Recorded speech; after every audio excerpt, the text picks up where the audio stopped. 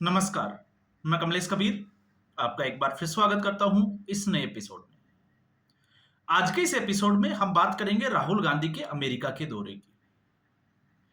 राहुल गांधी ने अमेरिका जाकर एक बार फिर अपना वही दुख या हम कहें कि राग अलापना शुरू कर दिया। अब राग अलापना शुरू कर दिया और यही भारत ही नहीं पूरे दुनिया भर में एक बार फिर जो है वो मुद्दा बन गया। अब अगर हम इसका विश्लेषण करते हैं तो विश्लेषण में जो चीजें निकल कर आती है वो ये निकल कर आती है कि इस वक्त राहुल गांधी पूरी दुनिया में सबसे ज्यादा फ्रस्ट्रेटेड नेता है जो मानसिक तनाव से गुजर रहे हैं। और जब मैं ये कहता हूं कि वो मानसिक तनाव से गुजर रहे हैं तो उसके कुछ कारण भी है, कुछ फैक्ट्स भी है जो मैं आपको इसी वीडियो में जो है वो रखने वाला हूं और फिर निर्णय आप लोगों ने लेना है कि क्या वाकई में राहुल गांधी जो है वो ऐसा जानबूझ के कर रहे हैं या इसके पीछे की मंशा कुछ और है। अब राहुल गांधी इस वक्त जो स्थिति में है तो कांग्रेस पार्टी अपने आप को जो है वो आईने में देखती है तो धूल नजर आती है, चेहरा साफ दिखाई नहीं देता। अब वो आईना साफ करने की कोशिश कर रहे हैं लेकिन धूल जो है वो कांग्रेस पार्टी के चेहरे पे जमा हो गई।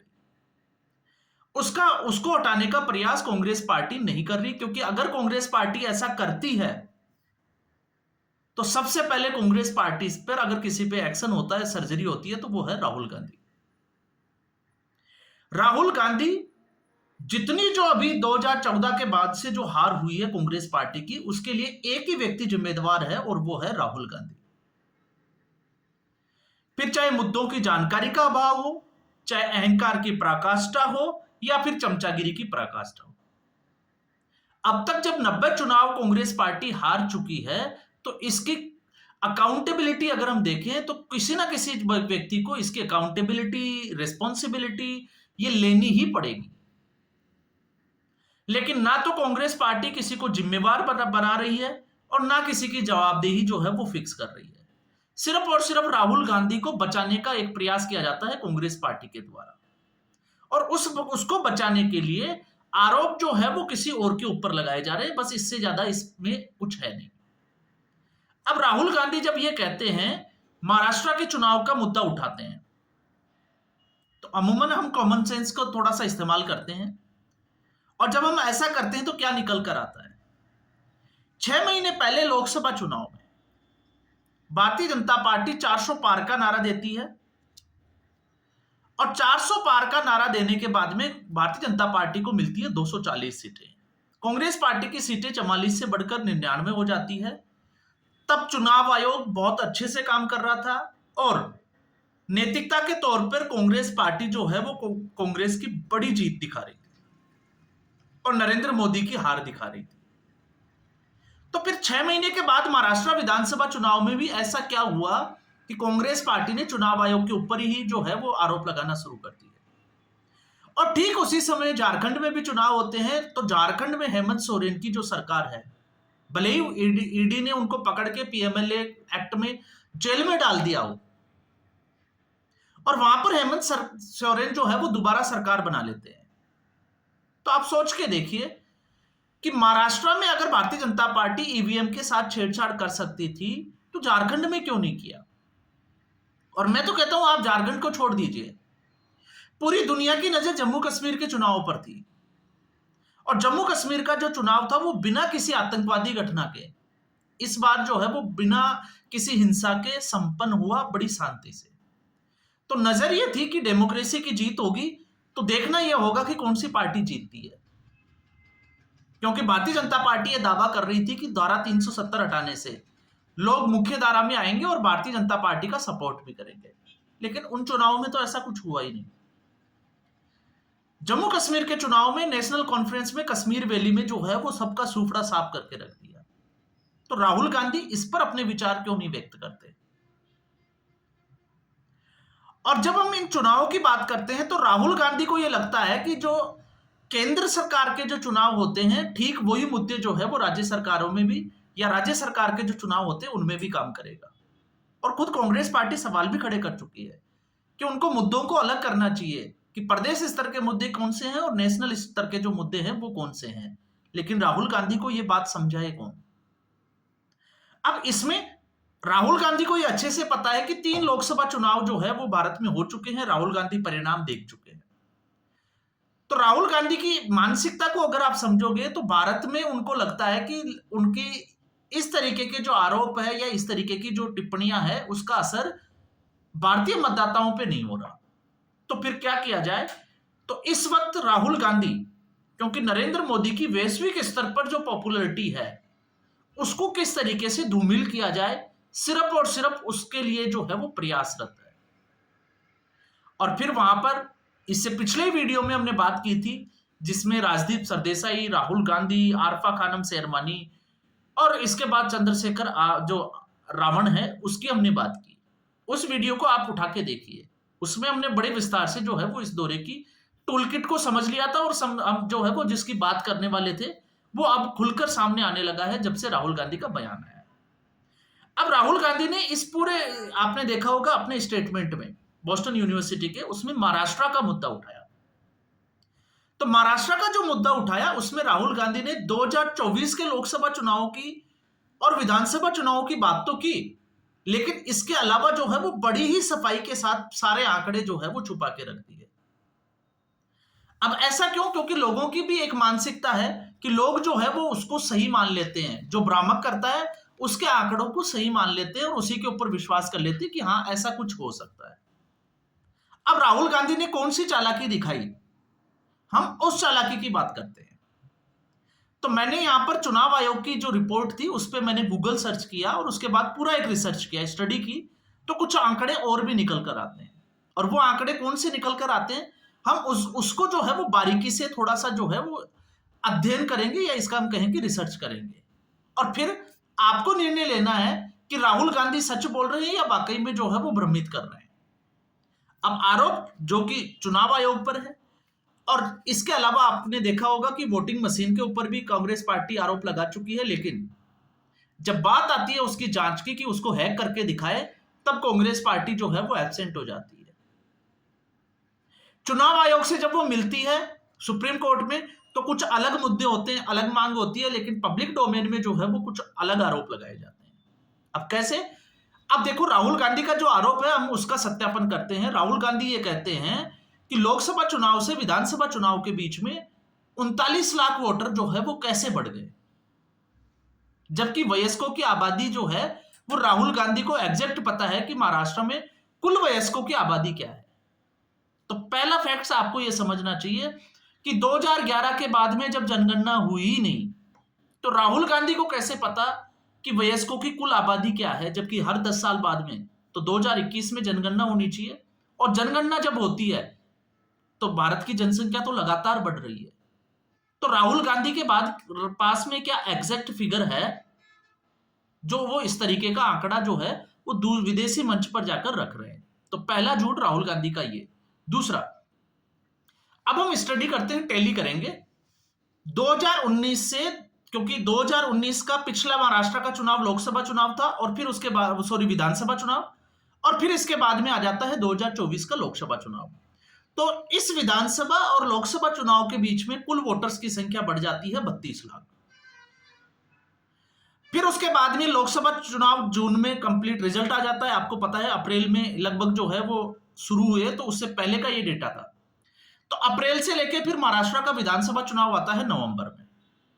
तो अक्टूबर अगर हम मान के चलते हैं तो यहां पर वोटर की जो संख्या बढ़ जाती है वो है 39 लाख। तो कुल मतदाताओं की संख्या बढ़ती है 71 लाख। यह हुआ 2024 का आंकड़ा। तो अब राहुल गांधी ने छुपाया क्या? अब राहुल गांधी ने जो छुपाया उस पर हम नजर डालते हैं। अब हम बात करते हैं 2019 के फिगर की। 2019 का जब हम आंकड़ा उठा के देखते हैं तो 2019 में पहले लोकसभा का चुनाव हुआ और उसके 6 महीने बाद महाराष्ट्र का जो विधानसभा चुनाव हुआ उसमें वोटर की संख्या बढ़ी, 11,61,321 वोटर जो है वो नए जुड़ गए, लगभग 11 लाख। अब जो फर्क राहुल गांधी बता रहे हैं, तो लोकसभा से विधानसभा चुनाव पिछला अगर देखते हैं तो 2014 का विधानसभा चुनाव से 2019 का जो लोकसभा चुनाव है उसमें कुल मतदाता और कुल वोटर की जो संख्या बढ़ती है वो बढ़ती है 51,48,636, जबकि वहां पर 32 लाख। तो 32 लाख से सीधा 52 लाख हो जाते हैं। तो क्या राहुल गांधी बताएंगे कि 52 लाख मतदाता कहां से आए? और अगर वो 52 लाख मतदाता फर्जी थे, तो फिर 2019 के जो चुनाव में आपने देखा, विधानसभा चुनाव में जो कांग्रेस पार्टी ने सरकार बनाई बाद में, क्योंकि मैंडेट तो भारतीय जनता पार्टी को मिला था, उसके गठबंधन को मिला था, तो क्या वो गलत था? तो क्या गलत तरीके से? और अगर ऐसा था तो क्या कांग्रेस पार्टी चुनाव आयोग से मिली हुई थी क्या? आप सोच के देखिए। जबकि वहां पर आंकड़ा जो है वो लोकसभा और विधानसभा के बीच में 11,61,000, और यहां पर मैं विधानसभा और लोकसभा की बात कर रहा हूं 51,48,000। जबकि यहां कम होता है, तो फिर कांग्रेस पार्टी को इतनी सीटें कैसे मिल गई 2024 के लोकसभा चुनाव में? ये भी तो सोचना चाहिए। और अगर ये मुद्दा बनता है, तो फिर हम उससे पहले आते हैं 2014 के लोकसभा चुनाव और उसी साल के 6 महीने बाद में महाराष्ट्र के विधानसभा चुनाव की बात करें, तो उस बीच जो है वो वोटर की संख्या जो बढ़ती है वो है 27,29,487। 6 महीने के नए मतदाता जो है वो जुड़ जाते हैं। और 2009 से जो लोकसभा चुनाव हुआ 2024 का, उसके बीच में अगर हम देखते हैं तो 48,30,511 नए वोटर जुड़ जाते हैं।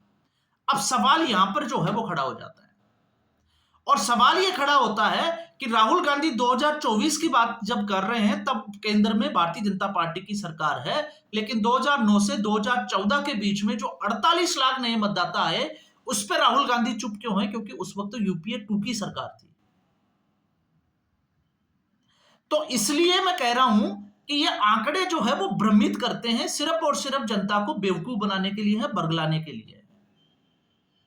आज चाहे कांग्रेस पार्टी और राहुल गांधी महात्मा गांधी के नाम का बड़ा चोला ओढ़ ले, लेकिन सच्चाई यह है कि राहुल गांधी सुबह से शाम तक सिर्फ और सिर्फ भ्रमित करने का काम करते हैं, और उनको लगता है कि शायद वो ऐसा करने से एक दिन वो भारत के प्रधानमंत्री जरूर बन जाएंगे। लेकिन वो तभी बन सकते हैं जब मतदाता उनके बहकावे में आ जाए या पागलपन के शिकार हो जाए। अगर मतदाता जागरूक है तो वो सब कुछ देख रहा है, उसको सब कुछ पता है कि हो क्या रहा है। और जब हम यहां पर बात करते हैं लोकसभा और विधानसभा चुनाव के बीच की, तो वहां उस वक्त 30,14,254 वोटर जो है वो नए जुड़ जाते हैं। ये कांग्रेस के समय की बात है। तो कांग्रेस की यूपीए 2 की सरकार और 2024 के आंकड़ों को आप देखोगे तो लगभग जो है वो सिमिलर से है। तो एवरेज जब सब कुछ एक जैसा ही है पैटर्न, तो क्या इसी महाराष्ट्र के विधानसभा चुनाव में, और सबसे बड़ी बात, अब मैं जिस आरोप के ऊपर आ रहा हूं, ये तो मैंने आंकड़े रखे हैं, तो ये आंकड़े 6 महीने के और लोकसभा चुनाव विधानसभा चुनाव से लोकसभा चुनाव के 4.5 साल के बीच के मैंने आपके सामने आंकड़े रख दिए। अब आप जो है वो टैली कर सकते हैं, चेक कर सकते हैं। हर 5 साल बाद जो है वो उसी रफ्तार से ये चीजें चल रही है। तो इससे जो है वो कहीं भी राहुल गांधी का स्टेटमेंट सही है, इस बात का जो है वो कहीं भी हम कह नहीं सकते कि राहुल गांधी बिल्कुल सही बोल रहे हैं, सफेद झूठ बोल रहे हैं। अब इससे बड़ा झूठ और पकड़ते हैं। कांग्रेस पार्टी ने एक आरोप लगाया था कि 70 विधानसभा सीटों में, जहां पर लगभग 67 सीटों के ऊपर एनडीए की जीत हुई, ऐसा कैसे हो सकता है? क्योंकि ये वो सीटें हैं जहां पर लगभग 50,000 नए मतदाता जोड़े गए। मतलब 70 सीटों पे एनडीए की वहां जीत हुई जहां 50,000 से ज्यादा नए मतदाता जुड़ गए। अब चुनाव आयोग इस पे क्या कहता है? चुनाव आयोग ये कहता है कि पूरे चुनाव में जिन सीटों की बात कांग्रेस पार्टी कर रही है, उनमें से सिर्फ 5 से 6 सीटें ऐसी हैं जहां पर 50,000 से ज्यादा नए मतदाता जुड़े हैं। और कांग्रेस पार्टी कहती है कि 70 सीटों के ऊपर 50,000 से ज्यादा नए मतदाता जुड़े हैं। और फिर उसमें अगर हम लिस्ट हटाने की बात करते हैं तो राहुल गांधी ये क्यों नहीं बताते कि कितने मतदाता जो है वो हटाए गए इस लोकसभा चुनाव से विधानसभा चुनाव के बीच में। एवरेजन अगर आप चुनाव आयोग की वेबसाइट पे जाकर चेक करोगे तो लगभग 2,700 से ऊपर मतदाता जो है वो एवरेजन हर सीट से हटाए गए हैं, जिनकी या तो मृत्यु हो गई या वो किसी दूसरे राज्य में चले गए या किसी और वजह से उनका नाम जो है वो मतदाता सूची से हटाया गया। तो अब ये जो मैंने आंकड़े उठाए हैं, इससे आपको क्या लगता है कि राहुल गांधी जो बोलते हैं वो बिल्कुल सच बोलते हैं? तो राहुल गांधी सिर्फ और सिर्फ विदेशी मंच का इस्तेमाल कर रहे हैं, भारत और नरेंद्र मोदी को बदनाम करने के लिए इससे ज्यादा कुछ नहीं है।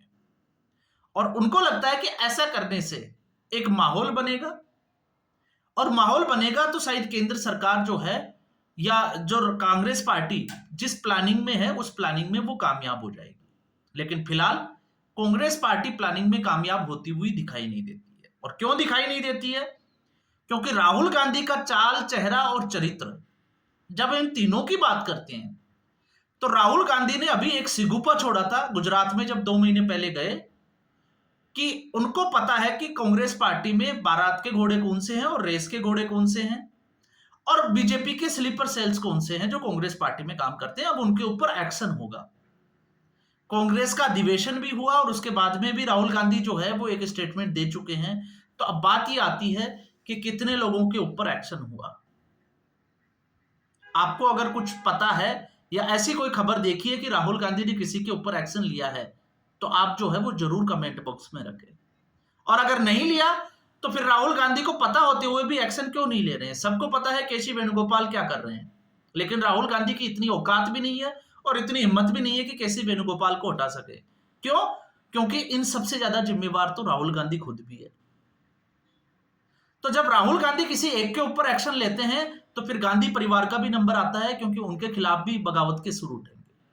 और ताजा उदाहरण कांग्रेस पार्टी का अगर आपको देखना है, बिहार में इस वक्त जो है वो कन्हैया कुमार का नाम चल रहा है और कांग्रेस पार्टी हवा में डींगे मार रही है। तो आपको मैं खबर बता देता हूं बक्सर जिले की। बक्सर में 20 तारीख को, आज के ठीक एक दिन पहले, मतलब 2 दिन पहले, मल्लिकार्जुन खड़गे की एक रैली रखी जाती है, एक चुनावी सभा रखी जाती है, क्योंकि चुनाव नजदीक है। ऐसे में अब ऐसे में जो चुनावी सभा जो रखी गई वो रैली फ्लॉप हो जाती है, भीड़ इकट्ठा ही नहीं होती, खाली कुर्सियों को मल्लिकार्जुन खड़गे संबोधित करते हुए नजर आते हैं। और वहां के जिलाध्यक्ष होते हैं कांग्रेस पार्टी के मनोज कुमार पांडे। तो अगले ही दिन कांग्रेस पार्टी ने मनोज कुमार पांडे को सस्पेंड कर दिया, कांग्रेस पार्टी से निलंबित कर दिया, एक्शन लिया।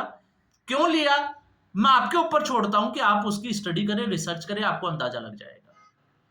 अब बिहार में जो कांग्रेस पार्टी डींगे हार रही है, कन्हैया कुमार को लेकर एक हवा तैयार किया जा रहा है, तो कांग्रेस पार्टी की वास्तविकता की अगर आपको पता करना है तो आप जो है वो इस मल्लिकार्जुन खड़गे की चुनावी सभा की जो न्यूज है आप उसको उठा के देखिए। और मनोज कुमार पांडे को निलंबित क्यों किया गया उसका कारण जब आप पढ़ोगे तो आप हंसोगे कि कांग्रेस पार्टी की औकात सिर्फ जो है वो इतनी रह गई है।